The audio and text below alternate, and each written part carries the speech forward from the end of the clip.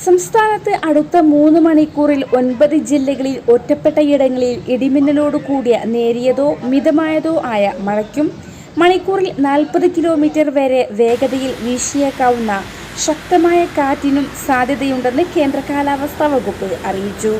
തിരുവനന്തപുരം, കൊല്ലം, പത്തനംതിട്ട, ആലപ്പുഴ, കോട്ടയം, ഇടുക്കി, എറണാകുളം, തൃശൂർ, പാലക്കാട് ജില്ലകളിലാണ് മഴ സാധ്യത പ്രവചിച്ചിട്ടുള്ളത്. അതേസമയം കേരള തീരത്ത് ഇന്ന് രാത്രി ഉയർന്ന തിരമാലയ്ക്കും കടലാക്രമണത്തിനും സാധ്യത. മത്സ്യത്തൊഴിലാളികളും തീരദേശവാസികളും ജാഗ്രത പാലിക്കണമെന്നും നിർദ്ദേശം. കടൽക്ഷോഭം രൂക്ഷമാകാൻ സാധ്യതയുള്ളതിനാൽ അപകട മേഖലകളിൽ നിന്ന് അധികൃതരുടെ നിർദ്ദേശാനുസരണം മാറി താമസിക്കണമെന്നാണ് മുന്നറിയിപ്പ്.